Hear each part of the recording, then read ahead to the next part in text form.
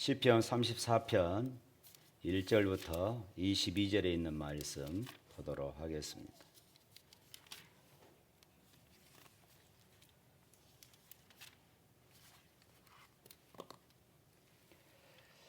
다 같이 읽겠습니다.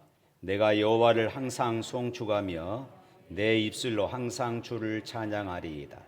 내 영혼이 여호와를 자랑하리니 공고한 자들이 이를 보고 기뻐하리로다. 나와 함께 여호와를 광대하시다 하며 함께 그의 이름을 높이세. 내가 여호와께 간구하매 내게 응답하시고 내 모든 두려움에서 나를 건지셨도다. 그들이 주를 앙망하고 광채를 내었으니 그들의 얼굴은 부끄럽지 아니하리로다. 이 공고한 자가 부르짖음에 여호와께서 들으시고 그의 모든 환난에서 구원하셨도다. 여호와의 천사가 주를 경외하는 자를 둘러 진치고 그들을 건지시는도다. 너희는 여호와의 선하심을 맛보아 알지어다. 그에게 피하는 자는 복이 있도다. 너희 성도들아 여호와를 경외하라. 그를 경외하는 자에게는 부족함이 없도다. 젊은 사자는 궁핍하여 주릴지라도 여호와를 찾는 모든 좋은 곳에 부족함이 없으리로다. 너희 자녀들아 와서 내 말을 들으라. 내가 여호와를 경외하는 법을 너희에게 가르치리로다. 생명을 사모하고 연수를 사랑하여 복 받기를 원하는 사람이 누구뇨? 내 혀를 악에서 금하며 내 입술을 거짓말에서 금할지어다. 악을 버리고 선을 행하며 화평을 찾아 따를지어다. 여호와의 눈은 의인을 향하시고 그의 귀는 그들의 부르짖음에 기울이시는도다. 여호와의 얼굴은 악을 행하는 자를 향하사 그들의 자취를 땅에서 끊으려 하시는도다. 의인이 부르짖음에 여호와께서 들으시고 그들의 모든 환난에서 건지셨도다. 여호와는 마음이 상한 자를 가까이 하시고 충심으로 통회하는 자를 구원하시는도다. 의인은 고난이 많으나 여호와께서 그의 모든 고난에서 건지시는도다. 그의 모든 뼈를 보호하시며 그 중에서 하나도 꺾이지 아니하는도다. 악이 악인을 죽일 것이라. 의인을 미워하는 자는 벌을 받으리라. 여호와께서 그의 종들의 영혼을 속량하시나니 그에게 피하는 자는 다 벌을 받지 아니하리로다. 아멘.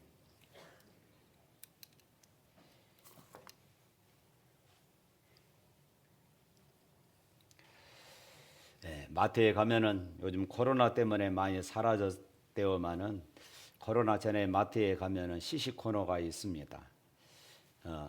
어쨌든 배가 고플 때는 시식 코너 한 바퀴 돌고 나면은 허기가 좀 가시는 것을 느낄 수가 있었습니다.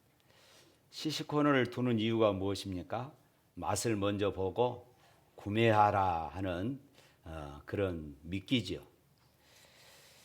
오늘 본문 8절 말씀도 그와 비슷한 그런 말씀을 담고 있습니다. 8절 말씀 한번 읽어볼까요? 너희는 여호와의 선하심을 맛보아 알지어다. 그에게 피하는 자는 복이 있도다. 오늘 다시 그렇게 말합니다. 너희는 여호와의 선하심을 맛보고 알아라. 하나님을 모른다고 하지 말고 제발 좀 맛을 보고 알았으면 좋겠다 하는 것이지요. 여기서 말씀하는 선하심, 이 선하심을 맛보라. 이 선하심은 좋으심, 또 아름다우심, 또 복되심 이런 뜻입니다. 여호와의 좋으심을 맛보라. 여호와의 아름다우심을 맛보아라. 여호와의 복되심을 실제로 체험하고 맛보고 믿으라. 그 말씀인 것이지요.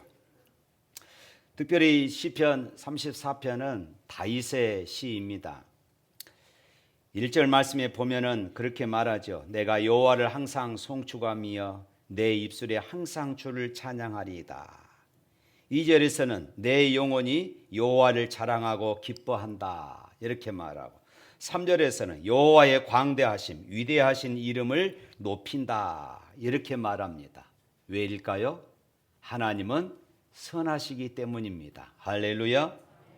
여호와야말로 좋으신 하나님이시기 때문에 그렇습니다. 그래서 너희도 그 여호와의 선하심을 맛보고 알아라. 이렇게 지금 다윗은 간곡하게 부탁하고 있는 것입니다. 사랑하는 성도 여러분, 그렇다면 다윗이 이 시편을 지을 때에 다윗이 어떤 자리에 있었을 때였을까요? 다윗이 이 시편을 지을 때 왕의 자리에서 세상을 통치하며 한가롭게 지낼 때가 아니었습니다. 일반적으로 그렇습니다. 왕이 이런 노래를 한다면은 야, 우리의 세계와는 너무나도 동떨어진 사람이야. 왕이니까 저렇게 말할 수 있지. 우리가 얼마든지 그렇게 말할 수 있지 않습니까? 들으려고 하지도 않을 것입니다. 재물이 많은 대그룹의 회장이 내 영혼이 여호와를 자랑합니다. 이렇게 말한다면은 그래, 당신은 부자니까 넉넉하니까 그렇게 말할 수 있어. 얼마든지 우리 안에 이런 마음을 가질 수가 있습니다. 그러나 오늘 본문 이 다윗의 이 고백했던 이 다윗의 말씀을 보면은 시편 34편 1절 바로 그 앞에 머릿말 이 제목이 있습니다. 그 제목 한번 읽어볼까요? 다윗이 아비멜렉 앞에서 미친 채 하다가 쫓겨나서 지은 시. 다윗이 아비멜렉 앞에서 미친 채 하다가 쫓겨나서 지은 시. 이렇게 말하고 있습니다. 이 시편은 사무엘상 21장에 보면은 이제 그때 당시의 이 상황을 아주 자세하게 기록하고 있습니다. 시편 34편에서는 아비멜렉이라고 기록하고 있지만은 사무엘상 21장에서는 이 가드왕 아기스라고 말하고 있습니다. 그때 이 블레셋 지역의 이 가드 땅에 아기스, 이 가드 땅의 아기스 왕입니다. 블레셋의 왕을 총치해서 그냥 아비멜렉 하니까 이 아기스나 아비멜렉은 같은 의미인 것입니다. 그러니까 이 시편은 다윗이 자기를 죽이려고 하는 사울을 피하여서 더 이상 이스라엘 땅에 머물 수가 없었습니다. 우리 예전에 다윗의 신앙을 살펴보면서 그런 부분들을 우리가 다 보았지 않습니까? 그래서 다윗이 더 이상 이스라엘 땅에 머무를 수 없어서 이 블레셋의 가드 땅으로 이제 망명을 가게 되어지는 것이지요. 그래서 그곳에 이제 아기스라고 하는 이 왕을 찾아가게 되었습니다. 그런데 그곳에 이 신하들이 다윗을 알아본 것입니다. 야, 저 사람 우리 장군 골리앗을 죽인 사람입니다. 그 순간 어떻게 되겠습니까? 다윗의 생명이, 그리고 다윗과 함께했던 사람들의 그 생명이 아주 위태로운 그런 상황이 벌어지고 만 것입니다. 갑자기 다윗이 미친 채 하면서 침을 질질 흐리기 시작합니다. 그리고 자기의 손으로 문짝을 잡더니 그 문을 박박 긁기 시작합니다. 이 모습을 이제 아기스 왕이 보고 야, 저 미친놈 당장 이 자리에서 쫓아내라. 그리고 다윗을 그 자리에서 쫓아냈습니다. 그러니까 겨우 살아서 그곳에서 쫓겨나온 것입니다. 다윗이 지금 상황이 얼마나 비참한 상황입니까? 사울 왕을 피해서 지금 망명을 갔는데 그곳에서 죽을 위기 가운데서 살아남기 위해서 미친 채 하면서 침을 질질 흐르는 그런 상황. 그래서 겨우 목숨을 부지하고 그곳에서 쫓겨나왔습니다. 이 정도까지 해서 살아남아야 할 상황이라면은 얼마나 이 비참하고 참 처참한 그런 모습이었습니까? 그리고 사무엘상 22장에 보면은 이제 다윗을, 그때 당시 다윗과 함께 했던 무리들이 400여 명이 되었습니다. 그들이 그곳에서 나와서 이 아둘람 굴로 도망을 피신을 하게 되어지지요. 이곳에서 다윗은 자기를 따르던 400명의 그 무리들 앞에서 찬양을 시작합니다. 그것이 바로 오늘 34편의 이 말씀이다. 그것입니다. 이제 여러분, 이 다윗의 심정을 여러분 이해하시기를 바랍니다. 여러분 어떻습니까? 우리도 이런 다윗과 같은 그런 상황 속에서 그런 상황에 놓인다면 우리가 과연 하나님을 찬양할 수 있을까요? 그러니까 우리가 살면서 가장 비참하고 가장 낮은 밑바닥으로 내려갈 때에 우리가 반드시 불러야 할 찬양이 바로 이 34편인 것입니다. 한마디로 지금 다윗은 삶의 가장 비참한 자리에서 하나님을 자랑합니다. 하나님을 찬양하고 있습니다. 가장 공공한 자리에서 하나님을 자랑하고 있습니다. 비록 자신은 지금 도망자로서 비참한 삶, 미친 채 하지 아니하면은 자기의 목숨을 부지할 수 없는 그런 상황까지 경험했음에도 불구하고 다윗은 하나님을 자랑하고 싶었습니다. 하나님을 자랑하지 않고서는 도저히 견딜 수가 없는 것입니다. 1절 말씀 다시 한번 읽어볼까요? 시작. 내가 여호와를 항상 송축하며 내 입술로 항상 주를 찬양하리이다. 다윗은 언제 하나님을 송축하겠다고 합니까? 항상이라고 말하고 있습니다. 항상. 우리 인생에서 모든 종류의 상황이 벌어질 때를 가리킵니다. 기쁠 때나 슬플 때, 힘이 날 때나 힘이 빠질 때, 길이 열릴 때나 길이 막힐 때, 전천후 찬양입니다. 가장 고달픈 시간에 내 입을 열어서 여호와를 송축하겠다, 여호와를 자랑하겠다, 찬송이 입에서 끊이지 않겠다, 않으며 살겠다는 그런 다윗의 고백인 것입니다. 2절 말씀에 보면은 내가 주님만을 자랑하겠습니다, 이렇게 또 고백하죠. 여기 1절과 2절 같은 뜻 다른 용어를 보십시오. 주님을 찬양하는 것과 주님을 자랑하는 것, 다른 단어이지만은 어찌 보면은 같은 뜻을 가지고 있습니다. 하나님을 찬양한다는 것, 하나님을 자랑한다는 것 같은 의미입니다. 지금 비천한 사람들, 다윗을 따르는 그 무리들이 400여 명이 함께 그곳에 지금 이 동굴의 피신에 있는 것이지요. 여러분 지금 무슨 상황이라고요? 다윗이 처한 상황은 인간적으로 보면은 이게 말이 아닙니다. 입에서 무슨 찬양이 나올 만한, 내가 하나님을 찬양하고 내가 하나님을 자랑하겠습니다, 말할 만한 그런 상황이 아닙니다. 호시는 그 400명의 사람들 중에서 다윗을 향하면서 손가락질을 할 것입니다. 이제 방금 미친 짓거리를 하면서 겨우 살아나놓고 어떻게 이런 상황에서 하나님을 찬양하고 하나님을 자랑할 수 있냐고 이렇게 말할 수도 있는 상황이 아닙니까? 아비멜렉 앞에서 미친 채 하다가 쫓겨나서 다윗이 이 찬양을 지금 부르고 있다는 것에 우리는 놀라지 않을 수 없는 것입니다. 가장 비참해진 시간입니다. 우리 삶으로 말하면 어떤 상황쯤 될까요? 내가 가장 낮아지고 내가 가장 비참한 순간이 어떤 때일까요? 사업하다가 완전히 부도가 나서 집에서 내가 살던 집에서조차도 살지 못하고 쫓겨난 그런 상황은 아닐까요? 혹시는 직장 다니다가 해고당했던 그런 상황은 아닐까요? 한마디로 말하면, 세상 말로 말하면은 쪽팔리는 그런 상황입니다.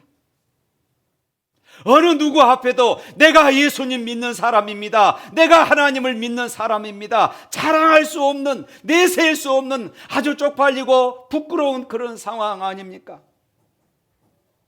그런데 보십시오. 3절에서 다윗이 또 노래합니다. 나와 함께 여호와를 광대하시다 하며 함께 그의 이름을 높이세. 400명이 다윗을 지켜봅니다. 그때 다윗이 말합니다. 뭐라고 말합니까? 여러분, 나와 함께 광대하신 하나님을 찬양합시다. 나와 함께 살아계신 하나님을 찬양합시다. 그의 이름을 찬양하십시다. 여러분, 이해가 되십니까? 지금 뭐 내놓을 것이 없기에 다윗이나 또 다윗을 따르는 400명의 무리들은 매 마찬가지일 것입니다. 서로 행색을 볼 때에 잘 나가는 사람이 없습니다. 아주 비참한 그런 상황입니다. 오갈 데가 없는 사람들이었습니다. 그럼에도 불구하고 다윗은 그들을 향하여서 당당하게 외치고 있습니다. 나와 함께 하나님을 찬양합시다.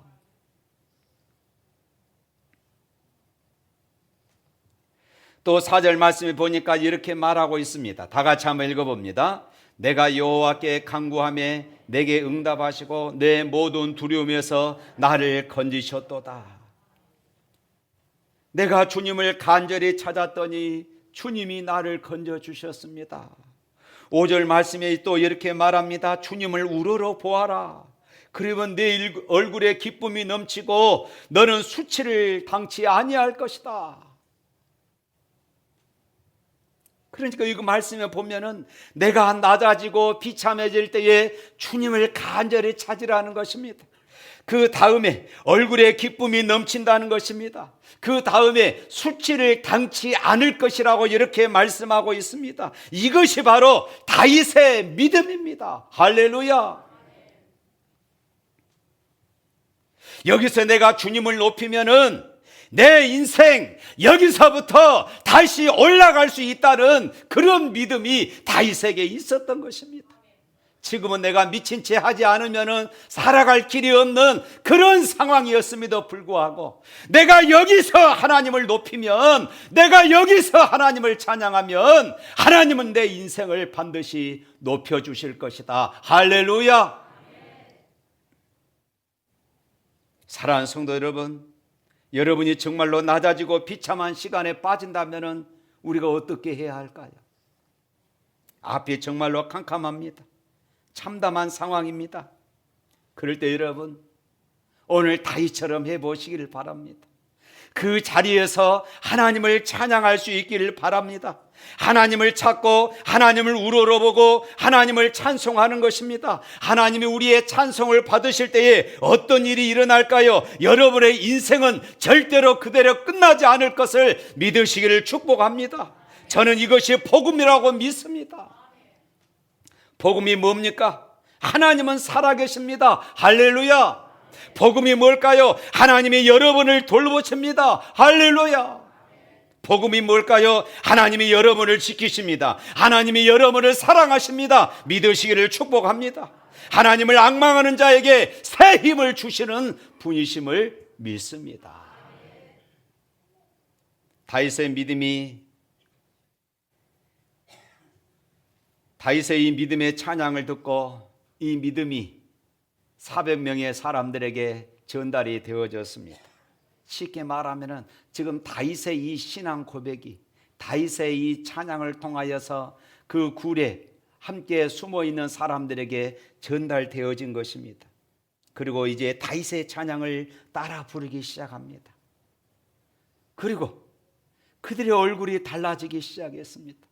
지금까지는 폐잔병처럼 아무런 희망이 없는 사람처럼 지금 숨어 있다가 이제 다윗과 함께 찬양하니까 그들의 얼굴에 생기가 돋고 그들이 기뻐하기 시작했습니다. 이때 당시 다윗의 찬양에는 악기가 없었습니다. 다윗은 나중에 왕이 된 후에 하나님께 예배할 때에 예배 악기들을 엄청 만들었습니다. 시편 150편에 보면은 나팔, 비파, 수금, 현악, 퉁소, 소고, 큰 소리 나는 재금, 높은 소리 나는 재금, 모든 악기를 다 동원했어요. 그러니까 다윗 왕국 때의 예배 찬양은 정말로 엄청났다는 것입니다. 그런데 지금은 아닙니다. 악기가 하나도 없어요. 인생이 망한 무리들 400명이 모인 상황이었습니다. 그 무리의 리더가 다윗인데 그는 방금 원수의 진영 앞에서 간신히 살아남기 위해서 미친 채 하다가 그렇게 살아서 쫓겨나온 그런 다윗의 모습이었습니다. 그 모습이 얼마나 비참합니까? 그러나 그들의 얼굴이 찬양하다가 빛이 납니다. 그들의 얼굴이 찬양하다가 생기가 돋습니다. 찬양하다가 그들의 입술에 힘이 생기기 시작합니다. 자신감이 생기기 시작합니다. 목소리로 소리 높여서 하나님을 찬양합니다. 살아계신 하나님, 광대하신 하나님, 전능하신 하나님, 이들이 소리 높여서 하나님을 찬양합니다. 그 동굴의 찬양 소리가 가득 찼습니다. 그리고 무슨 일이 일어납니까? 7절 말씀 한번 읽어볼까요? 7절 말씀 다 같이 시작. 여호와의 천사가 주를 경외하는 자를 둘러 진치고 그들을 건지시는도다. 그렇습니다. 주님의 천사가 그들을 진쳤다. 하나님의 천사가 그들의 찬양을 들으시고, 하나님께서 그들의 찬양을 들으시고 천사를 보내서 그들을 진쳤다, 이렇게 말하고 있습니다.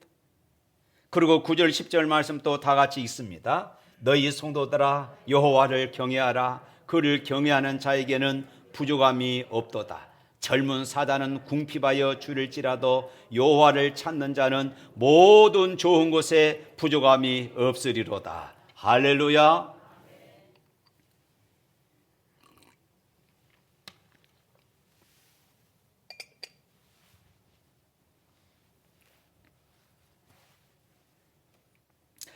이제 다윗은 큰 확신이 생겼어요. 그리고 다윗의 이 큰 확신이 자기 자신뿐만 아니라 그 400명의 사람들에게 흘러 들어갔습니다. 답답하고 캄캄한 마음에 빛이 환하게 비춰와 밝아지는 그런 느낌이었습니다. 여러분, 마치 오순절 마가의 다락방에서 전심으로 제자들과 120명의 성도들이 기도할 때에 어떤 일이 벌어졌습니까? 불의 혀같이 뜨겁고 강한 바람이 세차게 성령에 임합니다. 지금 그런 비슷한 상황이 아둘람 이 굴 가운데 일어나고 있는 것입니다. 400명에게 그 좀 아둘람 굴에 갇혀 있는 사람들에게 천사들이 진을 둘러쳤습니다. 그래서 9절과 10절에 두 번 연속 부르짖는 것이 무엇입니까? 부족함이 없으리로다. 할렐루야. 따라서 합시다. 부족함이 없다. 부족함이 없다. 그리고 10절 말씀에 이렇게 고백합니다. 젊은 사자와 하나님을 찬양하는 자신들을 비교하면서 찬양합니다. 다 같이 한번 읽어볼까요? 10절 시작. 젊은 사자는 궁핍하여 줄일지라도 여호와를 찾는 자는 모든 것에 부족함이 없으리로다. 할렐루야. 이 얼마나 강력한 간증입니까? 이 얼마나 확실한 간증입니까? 이것이 나의 간증이요, 이것이 나의 찬송일세. 나 사는 동안 끊임없이 구주를 찬송하리로다.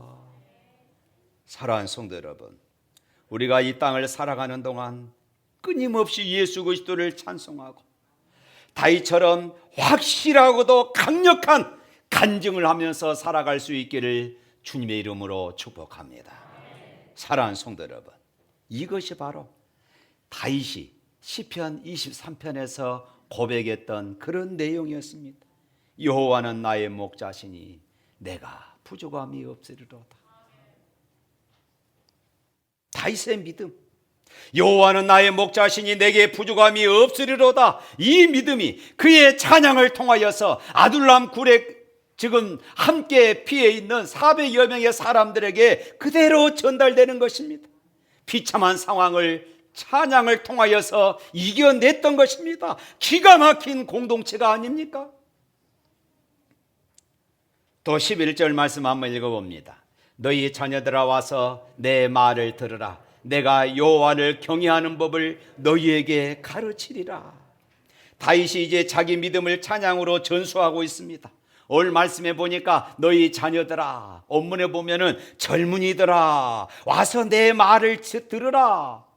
사실 지금 다윗이 50, 60 아주 지긋한 나이에 있는 것이 아닙니다. 다윗은 30이 되지 않았어요. 다윗이 이때 당시 20대입니다. 그런데 다윗은 이렇게 말해요. 너희 자녀들아, 너희 젊은이들아, 내게 와서 배우라. 이렇게 지금 말하고 있어요. 하나님을 경외하는 길을 알려준다는 것입니다. 무슨 길일까요? 주님을 경외하는 길을 아는 사람은 인생길도 열리는 줄로 믿습니다. 다윗이 자기 믿음을 확실하게 가르칩니다. 비천하고 낮아질 시간에 하나님을 찾고 하나님을 높이고 하나님을 경외하고 찬양을 올리는 것입니다. 그러고 나니까 무슨 일이 일어났던 것인가 다윗은 알았습니다. 지금 다윗의 찬양을 듣고 있던 400여 명의 얼굴에 광채가 일어났습니다. 어둠이 사라지고 두려움이 사라졌습니다. 그 마음에 기쁨이 생깁니다. 그리고 그들 모두가 명확하게 느낍니다. 주님이 여기 계신다. 주님이 여기 계신다. 그러므로 우리는 부족함이 없으리로다. 할렐루야. 이 얼마나 멋집니까? 15절부터 22절까지를 계속해서 읽어보면 저는 그것을 느낍니다. 이것은 다윗과 400명이 같이 부른 것이 아닐까. 다윗과 이 400명의 사람들이 함께 하나님을 찬양했던 그 내용이 아닐까 생각을 해봅니다. 인생이 비참하고 캄캄했는데 마음이 밝아지고 기쁨이 생겨나면서 이제 다 같이 하나님을 기대하면서 하나님의 은혜를 사모하면서 하나님을 찬양하고 있는 것입니다. 15절 말씀에 이렇게 말합니다. 주님의 눈은 의로운 사람을 살피신다. 할렐루야. 주님의 귀는 부르짖는 소리를 들으신다. 믿으시기를 바랍니다. 17절에 또 이렇게 고백합니다. 의인이 부르짖으면 주님이 반드시 들어주신다. 18절에 또 이렇게 말합니다. 여호와는 마음이 상한 자를 가까이 하시고 충심으로 통회하는 자를 구원하신다. 마음이 그냥 상하기만 하는 사람이 아니라 그 상한 마음을 가지고 하나님 앞에 나오는 사람들입니다. 할렐루야.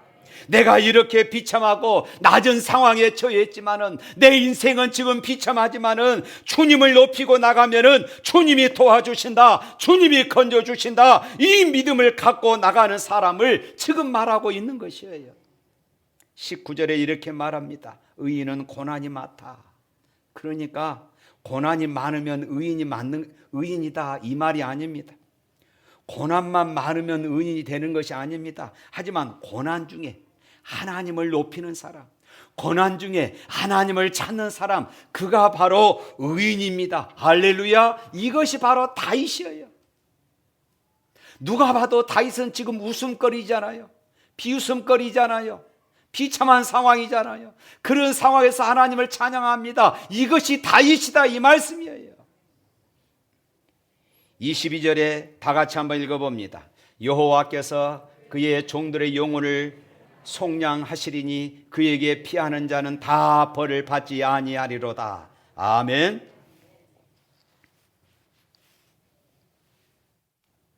다윗은 확신을 갖고 이렇게 마무리를 쳤던 것입니다. 우리 8절 말씀 다 같이 다시 한번 읽어봅니다. 너희는 여호와의 선하심을 맛보아 알지어다. 그에게 피하는 자는 복이 있도다. 사랑하는 성도 여러분, 조금 전에 지금 다윗의 형편이 어떠했는가 하는 다윗의 고백을 듣고 있는 사람들이 다 알고 있습니다. 다윗을 알아보는 사람들이 가드왕 앞에서 사울이 죽인 자는 천천히요, 다윗이 죽인 자는 만만이라. 다윗이 지금 죽을 위기에 처했을 때에 침을 질질 흐르면서 자신의 손톱으로 문짝을 긁으며 미친 채 하다가 겨우 목숨을 부지하고 그곳에서 쫓겨나왔습니다. 그런데 그런 상황 앞에서, 그런 상황을 겪으면서 다윗은 자기를 따르는 사람들 앞에 당당하게 그 하나님을 찬양하고 있는 것입니다. 내가 믿는 하나님이 어떤 분이신가 찬양하고 있어요. 그리고 이어서 나에게 이처럼 선을 베푸시고 나를 여기까지 인도하신 그 하나님의 선하심을 너희도 맛보아 누려보라, 이렇게 말하고 있어요. 그러면 어떨까요? 때로는 어떤 사람들이 다윗을 비웃을 것입니다. 조롱할 것입니다. 다윗이 지금 성공한 것도 아닙니다. 여전히 도망자의 삶입니다. 비천한 삶이에요. 그런데 다윗은 그들을 향하여서 너희도 여호와의 선하심을 맛보아 알라 이렇게 당당하게 외치고 있습니다.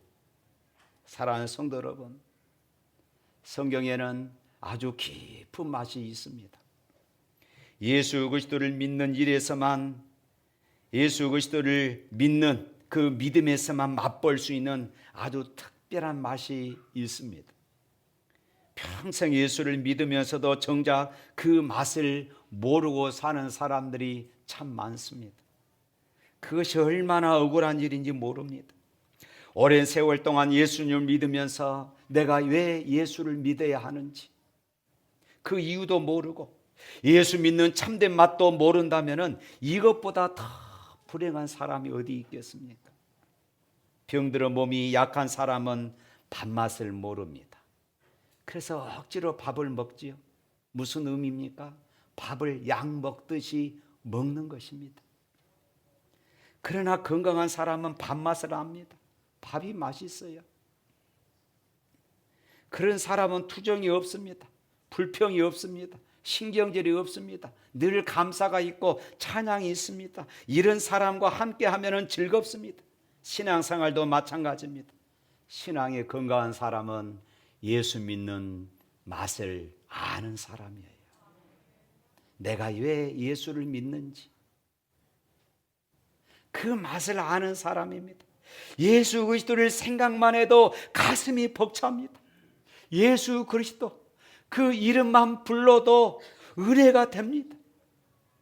구주를 생각만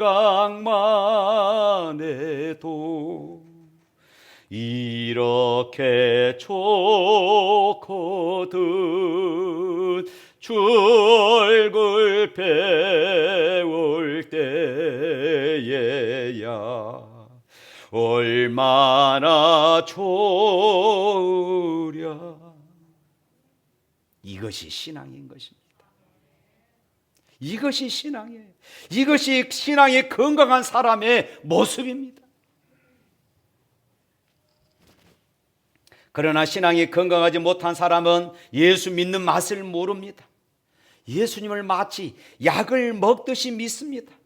교회 안 가면 꼭 무슨 재앙이라도 무슨 일이 일어날까 봐 두려워서 신앙생활하는 사람들이 있습니다. 그런 사람들에게 어찌 감사가 있고 어찌 찬양이 일어날 수 있겠습니까? 사랑하는 성도 여러분, 비참하고 낮아진 상황에 하나님을 높일 수 있기를 주님의 이름으로 축복합니다. 찬양이 올라가면은 하나님이 그 찬양을 받으시고 응답해 주십니다. 비참한 상황이 역전되어집니다.